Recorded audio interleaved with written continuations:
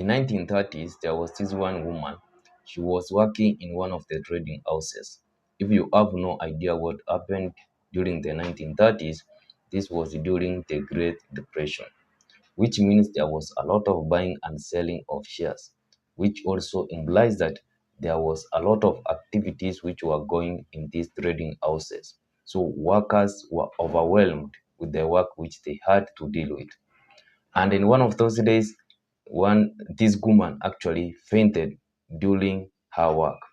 And you may think that she was allowed after being given first aid to go home. But that's not exactly what happened.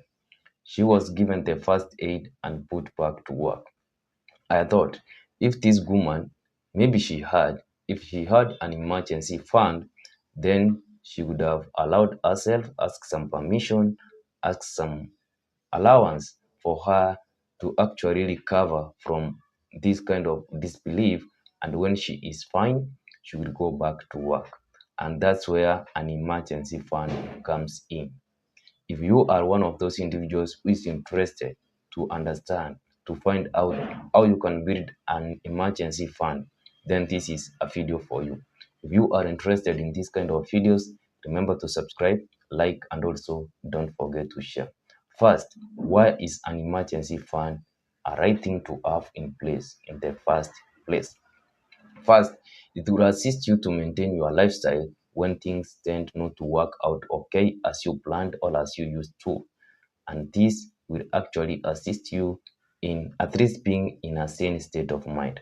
At the same time, it will prevent you from going into debt. Once you have an emergency fund in place, you will be in a good position to avoid acquiring a new debt. And if you understand the disadvantages of having debt in place is that you will not actually acquire or desire to be in debt anymore. Now, where should we start? How should we build our emergency fund? First of all, we need to realize our expenses. First, there is a crucial or key idea which you need to have in mind. It is recommended that you should have an emergency fund which covers a period of 3 to 6 months. If your work is kind of so seasonal, you should have at least a 6 to 12 months emergency fund put in place. But you also need to realize that this is not something which you are going to build overnight. It's something which you are going to start from a given place. And the best thing which you have done is to recognize that you need an emergency fund in place. So you really need to develop a budget, and this is going to outline some of the essential expenses which you need to cover. These expenses include housing, transportation, and then food. These are going to cover most of your expenses. They are essential actually for survival. Once you have come up with these expenses, you will also need to add some miscellaneous on your budget. Once you have come up with these expenses, then multiply by 3. This means that at least we will have an emergency fund over at least 3 months to begin with. Then, what should be your next goal?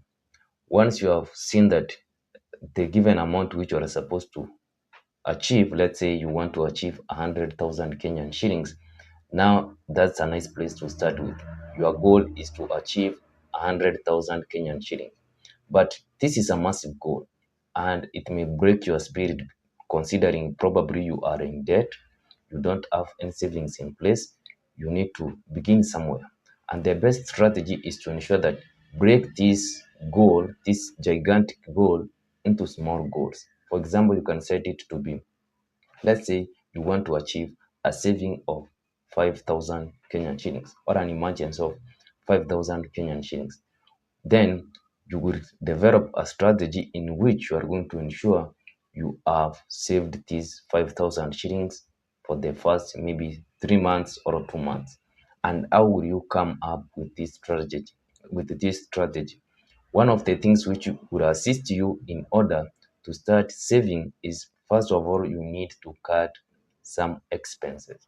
For example, if it's your subscription to the internet, maybe eating out, you need to cut those expenses. So you need to ensure that if it was eating out, you need to cut those expenses. If it is maybe your subscriptions, you need also to reduce the expenses. This is the funds which are going to assist you to build this emergency fund. You also need to recognize that building an emergency fund, it's not something which is actually going to happen overnight. First, you need to first recognize that first of all, you have not been having an emergency fund. You don't need to go so hard on yourself in that you will hate yourself for just trying to build an emergency fund. You should do this in an easy mode, voluntarily understanding some of the expenses which you really don't need. Maybe if you want to buy a car, you may cut the amount or the amount which you want to spend on that car, you may reduce the amount. All of those savings which you may see are essential in order for you to build this emergency fund. Another thing which you may consider is there are those kind of random incomes which you may find, for example, a bonus, or you may win a gambling jackpot, which I don't encourage. All those resources must or need to be diverted to this emergency fund. This is going to assist you to build your emergency fund as quick as possible. Another thing which you need to ensure is that you need to save on a regular basis. For example, you can decide that you are going to save, let's say, if it's 100 shillings every month, or not every month, but every day on a daily basis. By the end of, let's say, around 30 days, if you are working for 5 days, you may have at least 2,000 Kenyan shillings set aside for your emergency fund. This is going to assist you at least to build that self-esteem, to build that momentum, and you are going to achieve your goal as soon as possible. Even if it may take a long period of time, maybe 5 years or 2 years, but at least you have those resources set aside for that rainy day. You may think that these things may not happen to you, but they tend to happen even to good people. Not only the bad people who have emergencies, but each and every person may be faced with an emergency at some time in life. So that's it. You have we have said ways which you are going to use in order to build that emergency. Now, where are you supposed to put those resources? The best recommendation should be a money market fund or a high saving interest account. Those can assist you in first, at least you could be gaining some interest on the amount which is being deposited into those accounts. At the same time, this interest is going to shield you from inflation, which is an essential part for every individual who wants at least that emergency fund to at least maintain its purchasing power. So it will really assist you. Another thing which is so essential is the liquidity of these saving accounts. For example, a money market fund, you can acquire your resources within a short period of time. So it's really essential for you to put those emergency funds in those areas which you can access them within a short period of time. Now, where are you not supposed to put or invest these resources? First of all, you need not to invest in stocks. If you really understand stocks, you know how volatile they are. So you may end up investing these amounts in stocks, and during those times you need these resources, you may find that the stocks are in a recession. They are crashed. So will you go ahead and sell those resources at a lower price? You may sell them at a lower price, but are they going to actually assist you in what you intended to do or to rescue yourself from? So you really don't have to put these resources in an emergency fund. And also, you don't need to rely on credit. A credit card may taken away from you in a split of a second, and there's nothing you can do about it. So don't put your resources in stocks. At the same time, don't rely on credit cards. Now, what if you have a higher credit card? What are you supposed to do? The best recommendation is, from my own opinion or perspective, is to ensure that if you have high credit cards, at least ensure you do the best you can to have an emergency fund of at least 1 month.